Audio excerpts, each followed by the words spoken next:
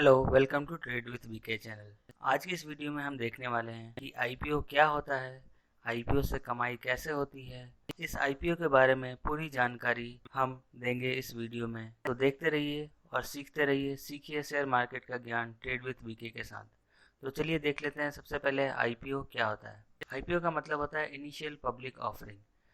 Initial public offering क्या होता है ये देखते हैं। जब एक कंपनी अपने सामान्य स्टॉक या शेयर पहली बार पब्लिक या इन्वेस्टर के लिए जारी करती है तो उसे हम इनिशियल पब्लिक ऑफरिंग बोलते हैं। अब देख लेते हैं आईपीओ लाने के कारण क्या होते हैं।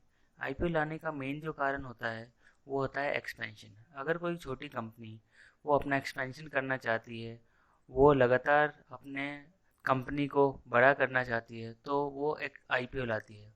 उस आईपीओ में कोई भी इन्वेस्टर पैसा लगा सकता है।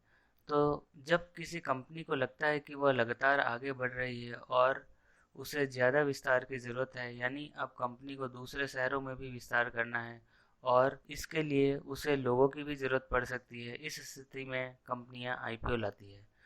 तो अब मेन फ़ायदा क्या होता है आईपीओ लाने का कंपनियों का, कि इसके अंदर अगर एक्सपेंशन करना है कंपनी को तो उनको पैसे कहाँ से मिल सकते हैं, तो वो लोन लेना पड़ेगा बैंक से। तो बैंक पे कुछ ना कुछ इंटरेस्ट लगता है, उस इंटरेस्ट को एक पर्टिकुलर टाइम के अंदर सारे पैसे रिटर्न भी करने पड़ते हैं। तो लोन में कंपनियों को एक पर्टिकुलर इंटरेस्ट पे एक पर्टिकुलर टाइम के अंदर पैसा वापस रीपे करना पड़ता है। लेकिन जब कोई कंपनी आईपीओ लेके आती है तो ना तो उसे कोई इंटरेस्ट देना पड़ता है, ना तो कोई टाइम फ्रेम होता है, ना तो उसे किसी को पैसे देने की ज़रूरत होती है। तो इस तरह से कंपनियां आईपीओ लाने की कोशिश करती है। अब इससे इन्वेस्टर को क्या बेनिफिट होता है, तो जो भी इन्वेस्टर आईपीओ में इन्वेस्ट करते हैं उन्हें उस खरीदे गए आईपीओ के बदले में कंपनी के कुछ प्रतिशत की हिस्सेदारी मिल जाती है।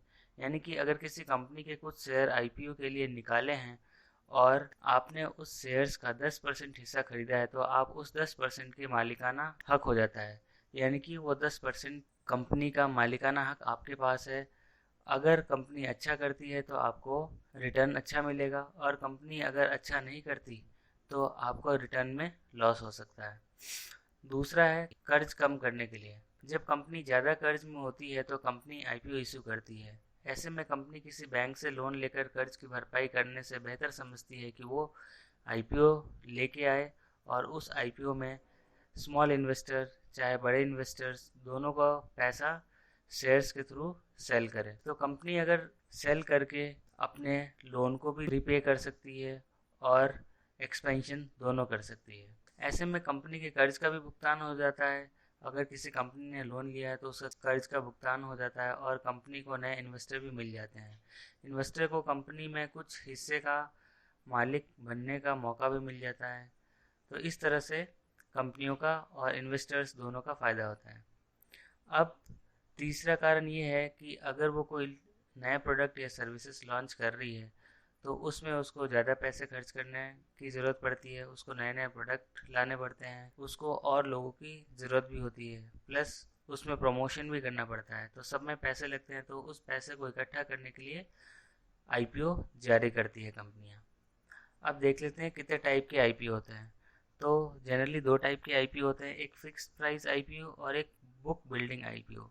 फिक्स प्राइस आईपीओ में आईपीओ इशूइंग कंपनी है वो डिस्कस करती है अपने इन्वेस्टमेंट बैंक के थ्रू और डिसाइड करती है कि जो आईपीओ लाने वाली है कंपनी उसका प्राइस क्या होना चाहिए। तो वो एक फिक्स प्राइस होती है, उसमें इन्वेस्टर्स उसी प्राइस पे उसको बिड करना पड़ता है या अप्लाई करना पड़ता है।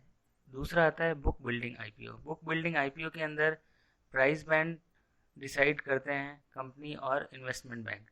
तो उस प्राइस बैंड के अंदर ही इन्वेस्टर्स अपना बिड अप्लाई कर सकते हैं। उस प्राइस बैंड दो टाइप के होते हैं, उसके अंदर पहला होता है फ्लोर प्राइस और दूसरा होता है कैप प्राइस। फ्लोर प्राइस वो होता है जो निचला प्राइस, यानी कि अगर कोई 100 रुपये का शेयर हो और फिक्स 100 रुपये में ही खरीदना है तो उसे बोल देंगे फिक्स प्राइस आईपीओ। अगर फ्लोर प्राइस उसी बुक बिल्डिंग इस आईपीओ के अंदर अगर हम अप्लाई करते हैं तो इसका रेंज हो सकता है 95 से 105, यानी 95 रुपीज़ से 105 के बीच में आप कहीं भी किसी भी प्राइस पे बिड कर सकते हैं। तो फ्लोर प्राइस हो गया 95 रुपीज़ और कैप प्राइस हो गया उसका हाइयर, यानी कि 105 रुपये। किसी भी केस में बुक बिल्डिंग आईपीओ में 20% से ज़्यादा प्राइस फ्लोर प्राइस और कैप प्राइस में डिफरेंस नहीं होना चाहिए। तो ये होता है बुक बिल्डिंग आईपीओ।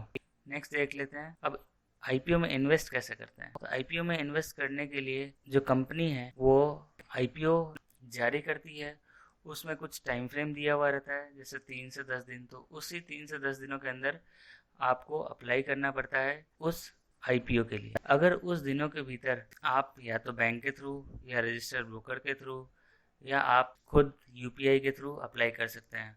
तो अलॉटमेंट प्रोसेस क्या होता है।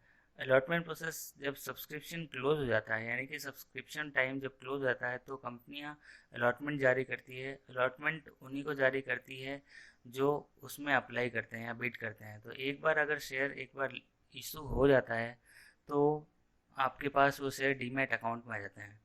तो डीमैट अकाउंट में आने के बाद आप उसको खरीद या बेच सकते हैं, वो स्टॉक मार्केट टाइमिंग के अकॉर्डिंग, यानी कि आपका पूरा मालिकाना हक हो जाता है उस आईपीओ पे।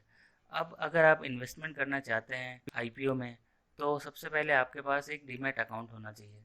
तो डीमैट अकाउंट हमेशा सेबी रजिस्टर्ड ब्रोकर के थ्रू ही खुलता है।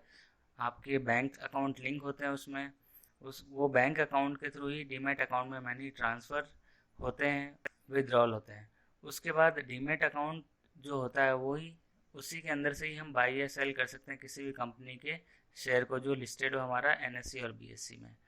अगर आपने अभी तक अकाउंट नहीं खुलवाया हो तो आप सैमको ब्रोकर के थ्रू अपना डीमैट अकाउंट खुलवा सकते हैं और इसके बहुत सारे फीचर्स का फ़ायदा उठा सकते हैं।